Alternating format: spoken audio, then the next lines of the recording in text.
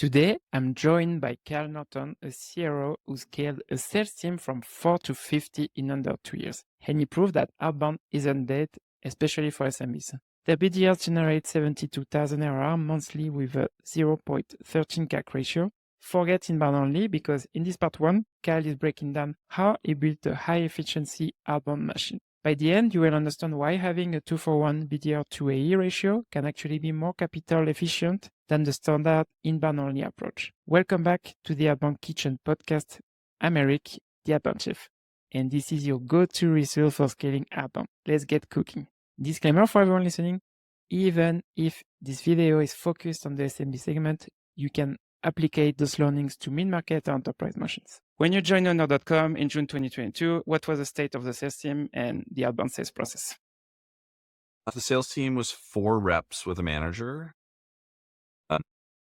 2 of those reps moved on, and so we were sort of building from scratch almost. And the team today, sales is close to 50 people. Outbound didn't exist when I started. It was almost all inbound. The reps did some of their own prospecting a little bit here and there, but it was like fairly sporadic, and there was no dedicated outbound motion. So we didn't have BDRs, we didn't have SDRs in place. Got you. And something I was curious to understand, because I know normally for SMB motion, the go-to-market team is more focused on driving inbound traffic for the sales team. Why did you prioritize outbound when you joined? So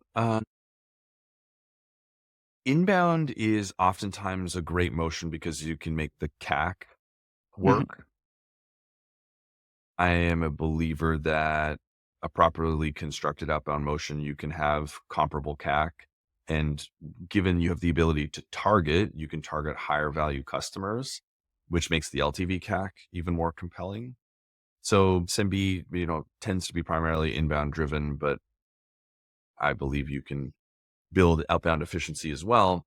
And I think it's important to have the redundancy.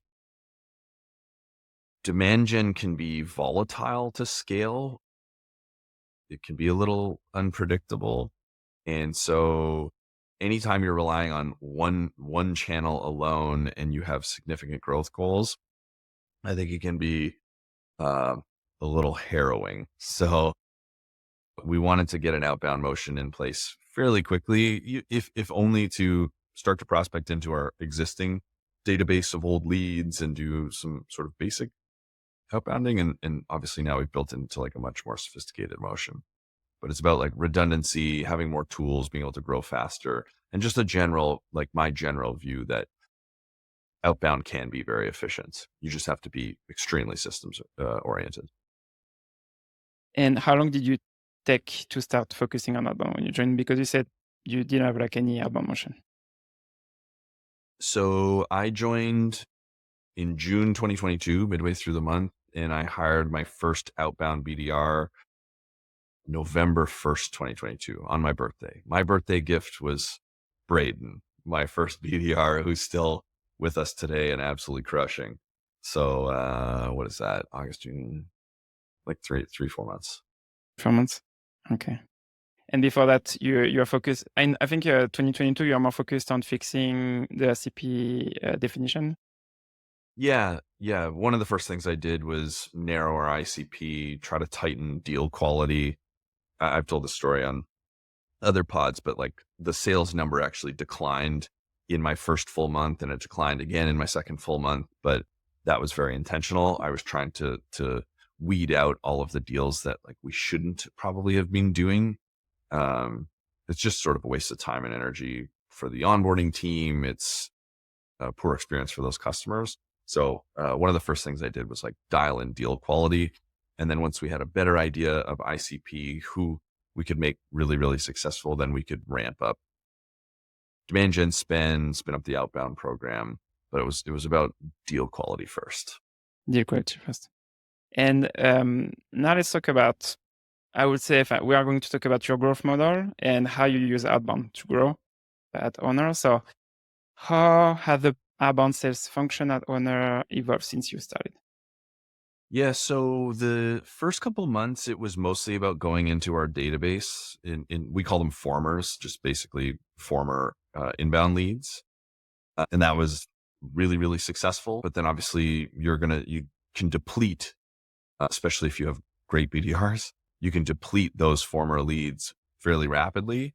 And so we started to try to think through the mechanics of like a cold outbound motion. And so as formers were depleting, we were ramping up cold outbound. And if you zoom out, we went from sort of like 0% outbound to at one point we were 70% outbound. Demand gen slowed down a little bit. Uh, Outbound was ramping up. Then we hired an awesome growth leader in July 23 or in June 23. And then he took a couple months to like get all of the foundations built, and then has basically been like ripping since then. And so now outbound is down to like 40%, 30 to 40% of our total mix. And we've also introduced a partner motion. Still small. We just launched officially like less than 90 days ago, but we have a channel relationship with one of the largest food distributors in the US. Inbound is like 60 to 70% today. Outbound is like, call it 30 to 40. Partner is 5 to 10, but scaling. And yeah, that's the mix. That's a mix. And also, I know you have under your team, you have 100 reps, a team of 100 people, but on the sales team, you said 50 people. I think I saw on the BDR side, you have 20 plus reps. How Yeah. many BDRs do you have? Yeah, like 26. 26. You have 4 managers and just hired like, Just hired a director. Yeah. Awesome guy, Ryan Berner, who we're very excited about. And what is unconventional about that is obviously in SMB, very few people would have a 2-to-1 outbound BDR to outbound rep ratio. Whenever I explain that, people are like, what are you talking about? Like, that's a crazy ratio. And if you're just thinking about like standard best practice, it does seem odd. But if you think from first principles and you're really just trying to solve the math equation of LTV CAC, as long as the BDR produces a significant volume of close one business per month, then that's an amazing spend. So our BDRs can produce like 70 to 80K close one ARR every single month. And so if your average BDR cost is like 70 and 80 grand, then obviously that CAC ratio, that's only the BDR CAC, which is a small part of CAC, but your BDR CAC ratio is extremely compelling. And so if your BDR CAC ratio is compelling, why does the ratio of BDRs to reps matter? You want arguably as many BDRs per rep as possible. If the rep can handle closing 300,000 ACV every month, you would do it. And it would be highly productive. But I think people get caught up in this trap a little bit where they just have this notion that like, oh, more than a BDR per rep is too much, or it's weird, it's inefficient. But it's only inefficient if your BDRs aren't producing much. And then any amount of BDRs supporting a rep is actually like not a good investment. Fundamentally, your motion is broken. do you pair your BDRs with your AEs? Are they No. Pods. Yeah. So we've got a single location pod, a multi-location pod, and they work together. I think for SMB admin market, I prefer a rotator model, a round robin model, because otherwise your rotators become very brittle. If you have like a 1-to-1, then when that BDR gets promoted or moves on, then that AE now has like no funnel for that month potentially. Yep. And so then you're like sharing funnel from somewhere else, or that rep is just sort of up the creek, which isn't great. And so in a business with lots of people velocity, like we promote a lot. Like I don't anticipate the best people being in a role for 2 years, like maybe in enterprise. You need that flexibility and the round robin gives us that. And so each AE, they can handle the two BDR, for the pipeline that two BDR can create. So they are closing at least 24 deals per month just coming from BDRs. Yeah, okay. Plus inbound, plus partnership. And so it's split. It's outbound Yeah. dedicated reps, inbound dedicated reps. Gotcha. Okay. Yeah. Inbound and outbound deals are quite different. Okay. So you have inbound AEs and outbound AEs, right? Yeah. Okay. Yeah. And then inbound SDRs. Because the Inbound SDR is- motion is completely different than the outbound BDR motion. The SDR motion is all about time to first touch. How quickly can you get to that customer? And then can you run a really great meeting confirmation flow? Like, people aren't resistant to take a meeting. Like, they asked for a meeting. Now we're giving them the meeting. In our space, or anytime you sell to blue collar vertical SaaS, those people aren't sitting in front of a computer all day. So they tend not to be very well calendared. So if you sell to nail salons or contractors, people will be familiar with this. People are the no-show rate is extremely high. So what's important in SDR is get to them really, really fast. So they still have enthusiasm. You can book them. That's our time to first touch work. And then run a really great sell between playbook or a meeting confirmation playbook to get them to show up. Gotcha. And then So outbound is like, can you execute the craft of a cold call and convince somebody to take a meeting? And that tends to be like quite different. yeah, and I'm curious because I have completely forgot to ask you the question. So on those 26 BDRs, are they only 26 outbound BDRs, or do you have like no? Okay. Yeah, there's I think 7 inbound, 7 SDRs inbound. or 6 SDRs. Okay, and the rest outbound. The rest outbound. Got you. And so how many A's do you have in total, inbound and outbound? 16 today, or maybe 17. Okay. And why? And I'm curious because normally on the SMB motion, you have people on LinkedIn saying, hey, you should focus on having full cycle A's. I know you said that your BDRs are already efficient, but why did you make the decision, for example, to invest more on BDRs versus building a full cycle team? That is a very good question. AEs don't want to prospect. They'll do it. Like they'll do it, especially if they have to. But that is the hardest, worst part of this job, like bar none. The BDR has the hardest job. There's the least glory. You don't get to close the deal. You're like getting punched in the face constantly. Like you get told no. Like if you have a good success rate, it might be like 15 to 20%, which means 80 to 85%, 90% of the time you're getting told no. And oftentimes, because there's no relationship, getting told no in like a potentially aggressive manner. And so it's hard. Like people want to graduate out of that. I joke that like the number one objective for any BDR is to stop being a BDR as fast as possible. There are some people who like who are lifetime BDRs and are great at it, and like they are special unicorns, and you should treasure those people. And they have a magic, but most of the time, people are only going to be in that role for like 24 months. And so I am of the belief that people are going to find a bunch of reasons to avoid doing the hardest thing about their job or the thing they don't want to do. So having dedicated BDRs to do that work, I think, is more effective. I would be shocked if somebody could outbook my BDR team as a full cycle AE. Hold on one second. My daughter just made an appearance on the podcast. You're good. Hi, buddy. Daddy's just filming. Can you see? Daddy's filming a TV show. So why don't you go upstairs and I'm going to be there in 30 minutes. Okay. That's really cool. All right. Give me a kiss.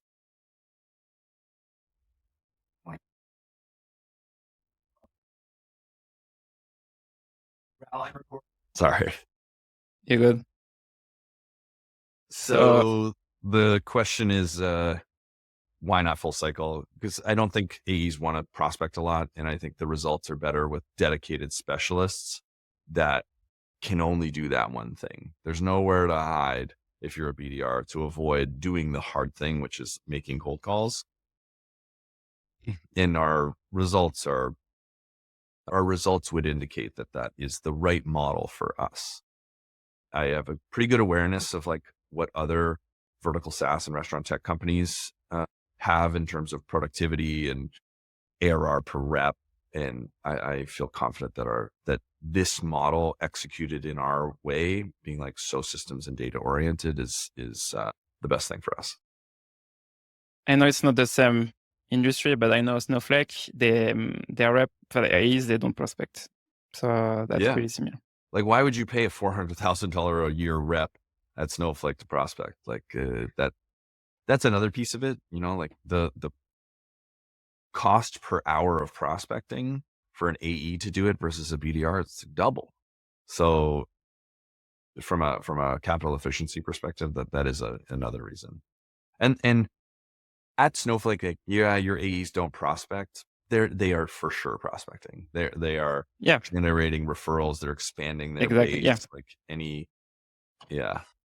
Yeah. So because I know we are going to talk about that after, because I know even though you don't have like full cycle AEs, they still prospect. I've heard like they focus on close loss opportunities and referrals. So, but yes, maybe they don't go after cold accounts. They didn't focus on referrals or Yeah. previous customers. Yeah. An enterprise AE doing cold prospecting is not a great use of time. Some of them do it and do it really, really well, and that's awesome. But most of the time it is like, as Scott Lee says, go to network. Like, how are you working people in your network to get to the right people, your customers, your board members, your investors, your existing relationships. Great reps will always prospect. As you creep into enterprise, that prospecting looks very, very different than, picking up a phone and trying to cold call the CTO of a Fortune 500. But yeah, they're doing something. They have to. Now I would love to talk about your outbound system, the way you operate it, because I know you are big on data and systems. And on the Pavilion podcast, when you were talking with Sam Jacobs, you were talking about you need to invest earlier in operation if you compare Mhm. to other companies. And now I'm curious to understand, when did you start getting obsessed with starting with that for outbound? Because I'm going to say why I'm asking this question, because you are not the only one doing this, but you are very few on the market doing this. So I'm curious to understand, when did you start getting obsessed? It's really early in my career. Like, as soon as I was one of the earliest SalesLoft Cadence customers. This is Mhm. before I had a RevOps team, but I used the SalesLoft Prospector product, which was like a LinkedIn scraper that LinkedIn said like, no way, and shut them down. But then they released Cadence, and it was the Cadence product we know today. And it was magic, because I had previously done some prospecting through mail merges, just like out of a spreadsheet, running a mail merge out of my own email address. And so I've always looked for these like little advantages and trying to find ways to work smart.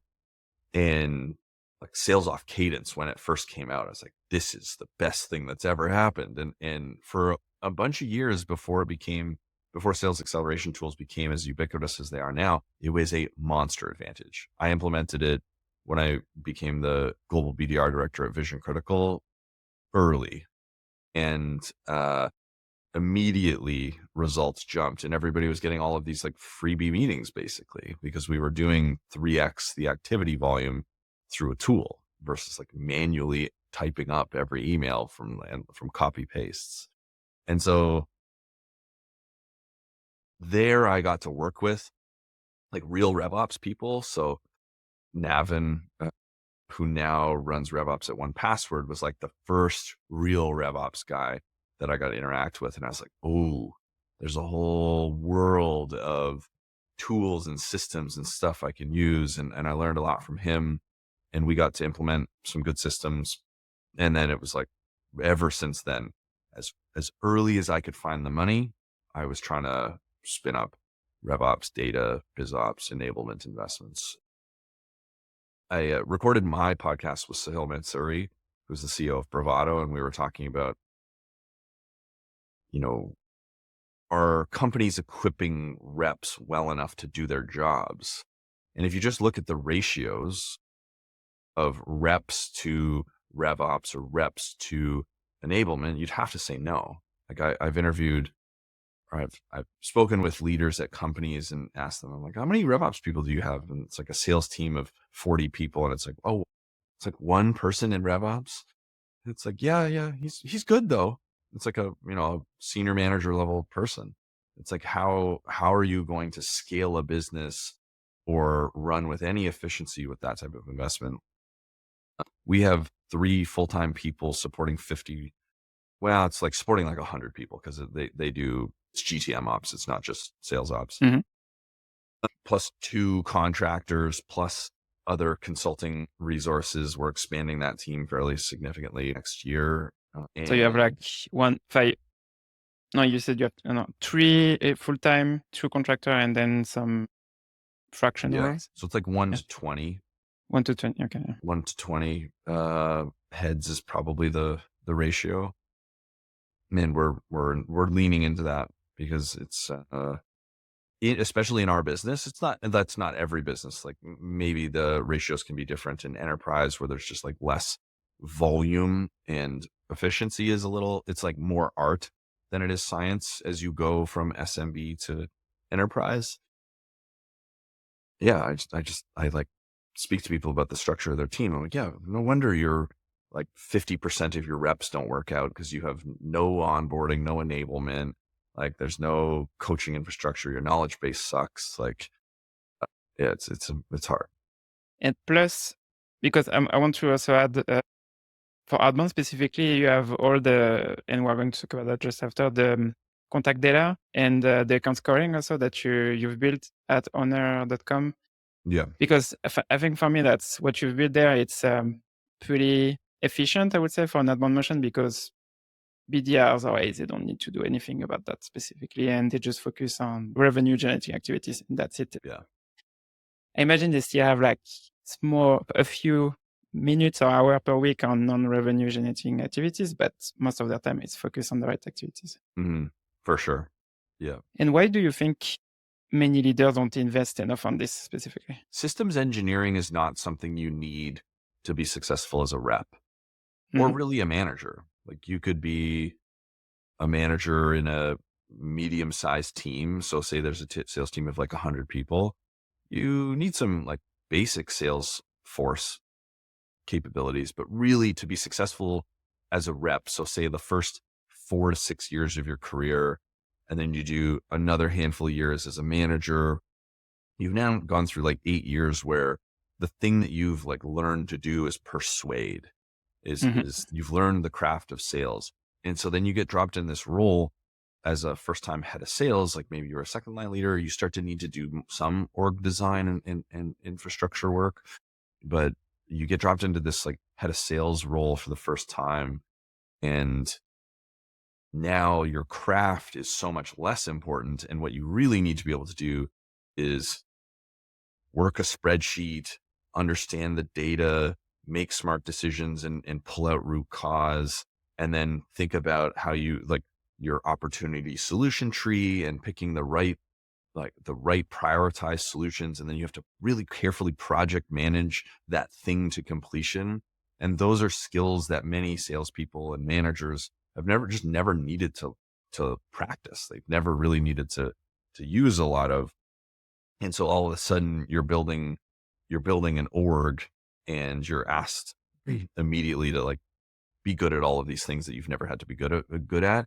And so you have to put in the work to learn all of those things. And like I went to business school, so I knew how to use a spreadsheet, and like I was relatively fluent in math. And so that I had that advantage. But for everything else, I just had to read. Like I read sales acceleration formula, like way back in the day, even like predictable revenue.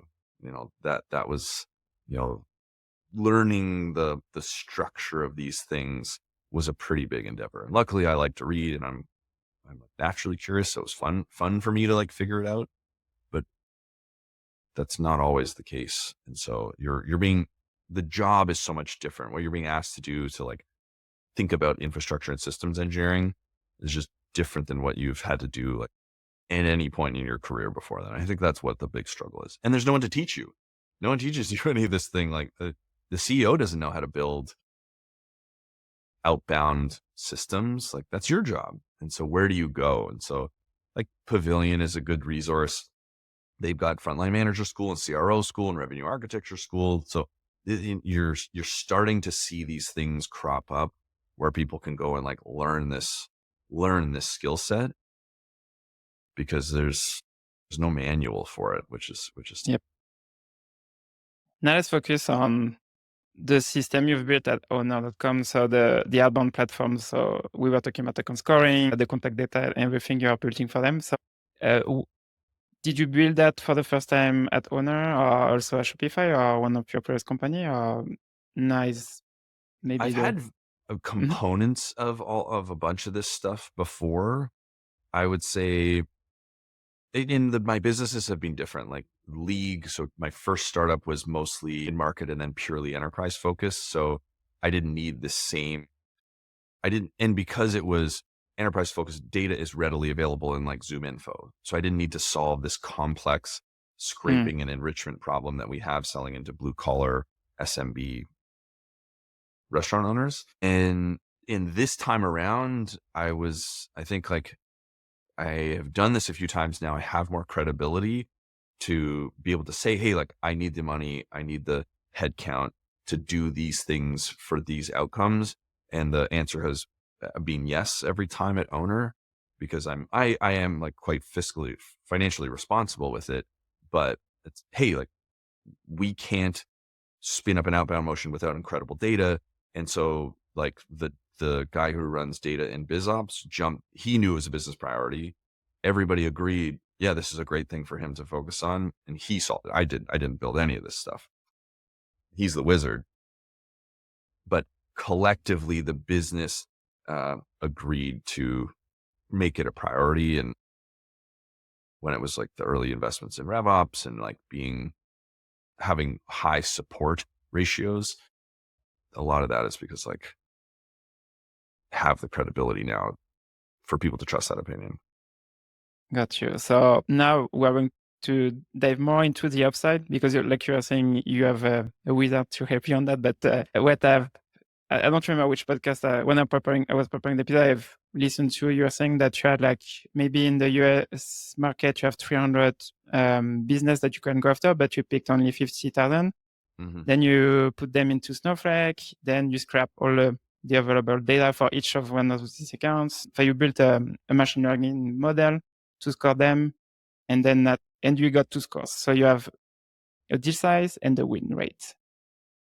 Could you share a little bit more about what do you use for both scores? So the challenge is you need to be pulling digital footprint. These businesses are real world businesses. They're brick and mortars, Mm-hmm. but you can have an understanding of what are the criteria that could inform whether or not this business will be successful on our platform. And then what data could exist out there. And then what Shank did, the guy who runs that team, Jonathan Shankman, he pulled it all in, and then you just do like a regression of it. It's like, okay, we think these are the things, but what is actually correlated with win rates? What are the criteria that are actually correlated with deal size, for example? Is it web traffic? Is it the cuisine type? Like there's, Mm-hmm. tons and tons of different criteria that are in there, but letting the algorithm determine what those things are. Because the old way you would do lead scoring is deterministic. You would say, okay, industry counts for 100 points. If it's like a great industry fit, it's 100. If it's like the worst industry fit, it's -50. You would go criteria Mm-hmm. by criteria, build that discrete scoring model, and you can update it over time, but like it's fairly crude compared to what people can do today. And so, but now you can just dump it into a machine learning algorithm and it'll tell you exactly what you should be prioritizing, and it'll build. Did you build the score based on churn or LTV or any other business Win results rates, or win rate? like win rates, the output metric that the model was trained on was close won, close lost. And then actual GPV processed on our platform. So Okay. we close win a customer, we know all these things about them, then we see how successful they were, and then you can compare that Mm. digital footprint with how successful, and then that can make a probabilistic guess about what prospects would score similarly. And I'm curious because I imagine for restaurant, did you add like something based on the city they're based? I imagine, for example, a restaurant in Manhattan get maybe more orders than a restaurant in like a state where you have maybe less people. Or did you use that? Or? I'm sure it's one of the criteria. I don't know if Yeah, that is like one of the drivers, however. got you. And what I found interesting when I was listening to this episode, that was interesting was you mentioned that your BDRs, they are only getting the right accounts. So they don't focus on any other accounts. So, It's not uh, perfect. Like, I'm sure some incorrect things get to them, but yeah, we try as hard as we can to get to only great prospects. and that's a really good point because most of the time, here it sounds like you don't do that manually, but most of the time, the companies I used to work at generally, it's the SDR who's picking his accounts based on his criteria or her criteria. And Nightmare. That's a yep, nightmare. when having should be built from the leadership perspective first. And here with your machine learning model, but yeah, I completely understand why you do that. Yeah, even if you're Yep. enterprise, you should be top down selecting accounts. You can have some bottoms up. Like if you got enterprise reps, yeah, you want them to have an opinion. You can have some bottoms up, but you should bring that to them basically on a platter.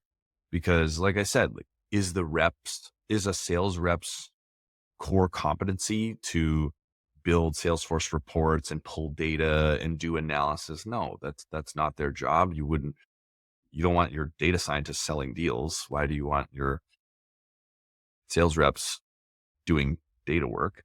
And so what you want to do is like do the preliminary work to enrich those accounts. There's tons of good AI tools to do account research, and you can fill in a bunch of CRM fields, talk about what was in their 10K, what's happening in their market. And then the sales rep, especially in enterprise, can bring their unique knowledge of the market to that list and say, interesting, this problem is the same as this other customer I have. Like, and I know somebody at that company who was at another customer company. Like, I want to make that one of my top 10 accounts, and we're going to do like a fulsome ABM approach. But even in an enterprise motion, I still believe that work should be done centrally, given to the reps, and then they can bring their unique perspective, because it is important. Like, absolutely, you want an enterprise rep's expertise. They know the market, they know the buyer, the conditions, they might know the tech setup, but hopefully you're doing the groundwork. And you're starting to talk about AI for enterprise, but how do you use AI for your outbound team? So one of the tools that we leverage the most is Momentum. So that is like AI CRM enrichment. If you remember Troops, so you could sync Slack with your Salesforce. So a call will be completed. Momentum will read the transcript, pull in all of the information into the right fields, and I can write custom prompts. The reason I really liked Momentum in the early days was I could write my own custom prompts. So I could make a custom field for some really specific piece of information, write a custom prompt in Momentum, and then fill it out. And so now I can ask for way more information to be enriched into the opportunity and account records than I could possibly ever ask a rep to fill in. And then that serves it to the rep in Slack. And so the rep can look and make sure that all of those answers are correct, because it's a model, it's going to make mistakes. But even without any correction, it's still more accurate than a rep, interestingly enough. And quicker also, I imagine. Yeah, way faster. Again, like, what am Yeah. I trying to do? Let the reps sell. Like, don't bog them down with the basic stuff. So momentum is a really important tool for us. We're also using an AI simulator called Avara. They just came out of Okay. stealth. We were one of their early design partners through a fund I'm involved in. And I've looked at a bunch of these sim companies, and they're all like just sort of party tricks, and the quality of the sim was like cool, but not legitimately helpful for the sales rep. Like, it wasn't close enough to the sales experience. It was like not realistic enough. But with Avara, one of the reasons why we're now committed to them long term is emulates so closely our actual sales calls. It's a little freaky. Like, when you hop into the sim, I have this experience. Like, when I hop into the sim playing around, I like have a hard time with it for the first like 2 or 3, because I'm just so drawn in by the experience. I'm just like, this is crazy. Like, I can't believe this is a tool. And so now when we're rolling new things out, or when new BDRs are onboarding, they could go run like 50, 100 sims of a cold call that Okay. is really realistic because it's trained on our actual call data Okay. before they get in and do mock calls with the manager. And so, like, reps, I don't think love doing mock calls. I don't really think managers like doing mock calls. Like, they're a little awkward and whatever, but now you can just like rip off 20, 30 sims and then do a couple with the manager to make sure that you're feeling good about it. Those people are so much more well prepared to get on the phones now. And especially for our inbound SDRs, like, we're spending a lot of money on demand gen. And so every one of those leads costs real dollars. And so the conversion rate from our new SDRs to our most senior SDRs is quite significant. And if you add that up across hundreds of thousands of dollars in monthly demand gen spend, a ramping SDR might be costing you tens of thousands of dollars. And so getting them to run way more sims before they're live with customers to get them to like a high conversion rate fast enough is a big one. So Avara, and again, great team to work with, like the Momentum team, the Avara team, really good like teams to work with, because if you're partnering with early stage companies, the product needs to evolve fast. And so you're really like betting on, how are these founders? Like, are these founders going to listen? Are they going to be customer centric? Are they going to iterate? So those are 2 big ones. Yeah. And then we don't do any AI outbound, like no like AI BDR spam or. Yeah, and I know I don't know exactly all your corporate script, but I've heard that you use like you name drop a restaurant with like in the neighborhood of the prospect. So how do you do that? Do you have like your data team doing like based on the zip code of your prospect and the customer? That's the closest Exactly. customer. Okay. Yeah. The wizards do it. So basically, because I know right now we're talking about from the upside, but basically, if I'm a BDR or an AE at your company, do they use a CRM to prospect, or do they use a Salesloft? Salesloft, okay. Yeah. So basically, in Salesloft, they already have that. So if they have someone on the phone, they already have the name of the closest restaurant. Exactly. Yeah. Yep. And so an interesting thing we're doing with Momentum actually is I've been pushing the BDR managers. I'm like, hey, we need to make sure that we're using local name drop every single call. And it's hard to know adherence. Like, are people doing this? Are they not? It's hard. And so we created a custom prompt in Momentum that I don't even know if it's live yet, but it's going to fill in the CRM field on the event record, whether or not they used a local name drop. And then I can look at the thousands of calls we make in a week and see what percentage that box is checked. And so that's one of the things like that I really love about having a tool like that, is I can get this like real time insight into my business, and like whatever my mind cooks up, we can get insight on. Yeah, there's just so many opportunities today that we never could have dreamt of 5 years Mhm. ago, um, which is exciting. Yeah, because just what you just mentioned about the name drop at Chili Piper, I remember we were doing this. We had like a spreadsheet. Basically, Mhm. when you are reaching out to a company, you say, "Oh, well, Chili Piper, they only work with SaaS businesses. 90% of customers are SaaS businesses." So, but we had like a lot of sub industries. We say, "Okay, if you talk to owner, okay, we have Toast as a customer, for example." So, well, Mhm. maybe the size of the company is not the same. That's more relevant than saying, "Hey, we have Facebook, for example, as a customer." That Yeah. was something we were doing, but obviously, I imagine that's not scalable. And you could just have a machine learning model do that, or a Gen AI model do that now. Put all of your customers in a list and with, some defining criteria, and then have it look at every single prospect and make a match, and then just API into the use the Salesforce API to enrich that field. That stuff's pretty easy now. Something else I wanted to ask you, it was about your book rate from conversation, decision maker conversation to book rate. You when you joined, it was like 4%, or maybe at the beginning it was 4%, Yeah. and now it's like 16%. So what did you do to um, quadruple this conversion rate? A lot. A lot of it is just the team maturing. Mhm. So we were brand new. We had no idea what we were doing, and we were iterating on the scripting. Those new BDRs were like getting up to speed on owner.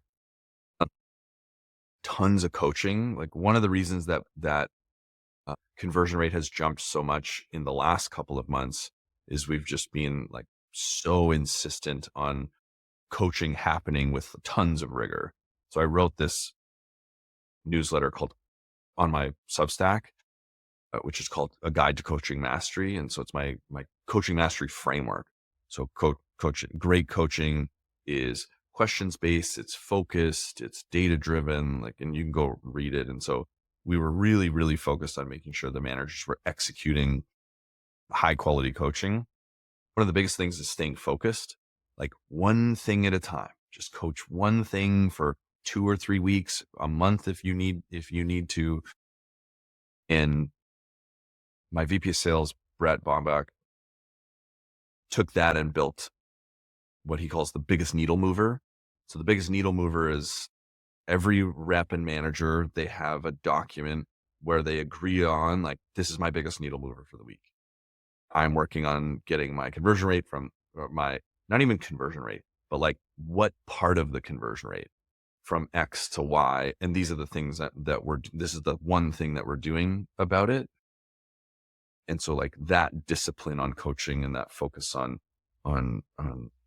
execution has helped a ton.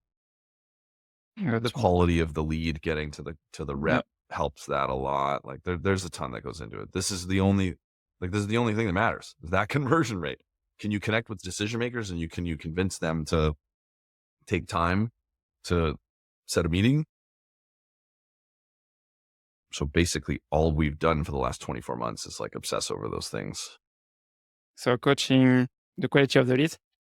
So you mentioned name drop also, I imagine, because that also help with some being relevant at the beginning of the call. Do you use anything else from the research? On top of name drop, do you use any other things about the research of their accounts? Yeah, they'll try to, based on the customer situation, Okay. their current tech stack, what they're using, their third party utilization, they'll shape exactly how they Mm, position owner. So we have a golden script, which is like our core. This is what everybody should learn before I they got you. color outside the lines. And then as you get better and better, you know, like, if you're pitching a restaurant that isn't on any third parties, they're not on Uber Eats or DoorDash, then that the messaging around, hey, we're going to help you save money on third party fees, like, that's irrelevant. So Okay. you just have to shape the pitch. And for an example like that, basically, you need to educate them on online orders, basically, because if they don't do it already, it's hey, have you thought about doing that? Versus, hey, we can help you save money. Exactly. Yeah, and like the talent is like 80% of the battle. You know, if you don't have great talent, all of this stuff is really, really challenging.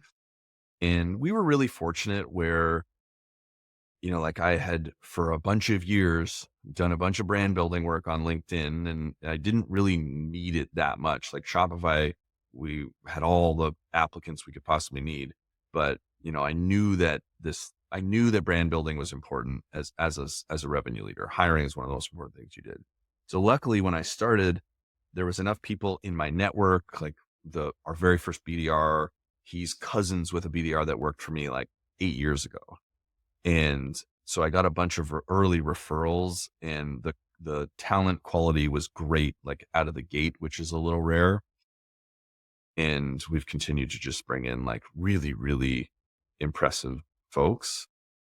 And like, I do the podcast and I get all the like pats on the back for building this thing, but like I haven't made a cold outbound dial in like forever. So the team really gets like the credit for executing and like putting in the work, because it's a grind, and yeah, they're animals. I would put my BDR team up against I would put them up against basically anybody out there. I don't know how we have that competition, but my squad is pretty good. We are almost on time, but just to wrap up on what you just mentioned, you said that you were talking about hiring. And I know here on the episode, we didn't talk about hiring specifically because the goal was more about your outbound system. Hiring, earlier you talked about sales acceleration formula, and Mark Roberts talks about that in the book, that hiring should be priority number one for building a team before systems. But yeah, I completely agree with you on that, because I also build my personal brand, and most of the time I don't need to wait a lot to have like great candidates, or also use my network to find great candidates. So Yeah. pretty aligned on that. And you can be we are as structured in hiring as we are in building lists. And so like I have a sort of a 3-part framework. I want to understand the DNA of the person, their level of craft, and then if they're bringing specialized knowledge, like if they've run a restaurant or owned a restaurant or come from this space that's meaningful. But for BDR talent, it's really about DNA. Do they have the mindset, the habits, the raw intelligence, the character to be successful very long term here? Because even if you are a good salesperson, if you don't have the drive, if you don't have what Brad Stulberg calls rugged flexibility, What's the that? ability to adapt and change. If you're not a super learner, if you don't have discipline, like if you don't have these things, then even if you have good sales craft, you're going to get left behind. You could give me somebody with almost no sales craft yet, but just the intangibles, those things, the character, the integrity, and I can get them to be an incredible rep. It might take a little bit more time, but like within a couple months, the person with more drive, more of a learning motor will always win over the person who had more natural talent that like didn't have those traits. So like we are like super laser focused on trying to identify that in a very structured manner in the hiring process. I know we're on time already, but I had like 20 more questions, something like that. So it's not. I would love to have like a second part 2 for this if you want. We can talk about that after the recording if you want. But to dive a little bit more around the leadership side of all of this, because I had question about forecasting, what you measure on outbound specifically, comp plan, headcount plan, stuff like that. So because I think it was super interesting, but I think we need more time. There's a lot here. Yeah, happy to do it. This was fun. Yeah, I appreciate the invite.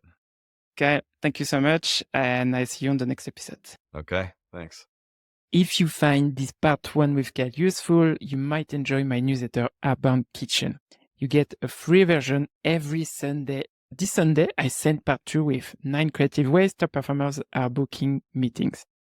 And there is also a paid version where you receive more in-depth content, and I said already 3. The last one was your 24/7 call coach, perfect for you or your team, and I give you also an AI prompt template. The previous one was Rippling #1 growth engine for reaching 350 million ARR. And the first one was Cold Calling Playbook for 2025, data-driven.